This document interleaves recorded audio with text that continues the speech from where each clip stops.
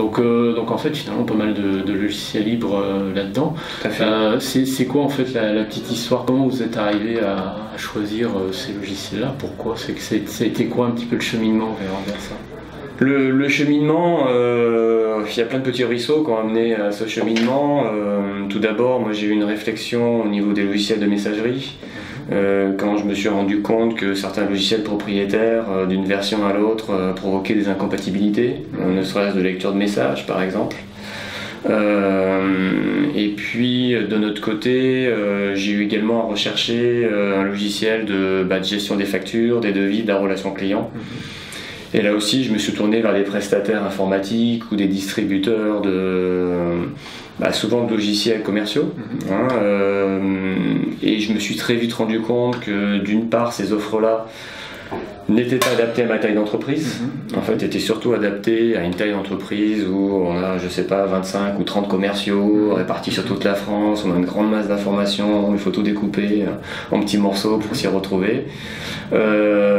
Ou surtout des logiciels. L'autre point négatif, moi, qui me plaisait pas dans les offres également, c'est qu'on me présentait les offres et puis on me disait ce logiciel-là, dans l'abonnement qui est prévu, ce logiciel peut évoluer tous les ans, des mises à jour, et c'est des mises à jour qui vous sont imposées. Donc là je me suis dit, même si ça me plaît pas, l'interface, la nouvelle ergonomie, je serais obligé de passer à une nouvelle mise à jour. On me disait oui, vous êtes obligé, c'est l'offre, c'est comme ça. Donc là je me suis vite senti un petit peu, projeté, un peu emprisonné dans ces offres, sans aucune maîtrise à la fois de mes données, parce qu'on me proposait des solutions hébergées externes, mais qui n'étaient pas hébergées chez moi. Donc oui, de la sécurité des données.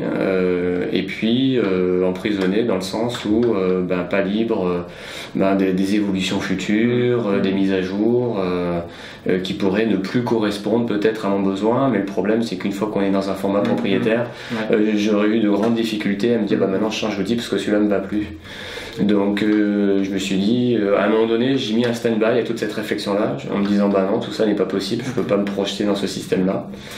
Et puis, par la force des choses, j'ai découvert un peu le monde du libre, un peu de loin, un peu avec méfiance au début, parce que je pense comme beaucoup, au départ, quand on connaît pas trop ce monde-là, on se dit mais est-ce que c'est des produits amateurs, fiables, est-ce que ça bug pas toutes les 15 secondes, est-ce que c'est pas des outils qui sont réservés à des experts ou à des spécialistes pour faire fonctionner ces outils-là, est-ce qu'on est obligé de faire de la programmation derrière pour pouvoir l'utiliser, etc.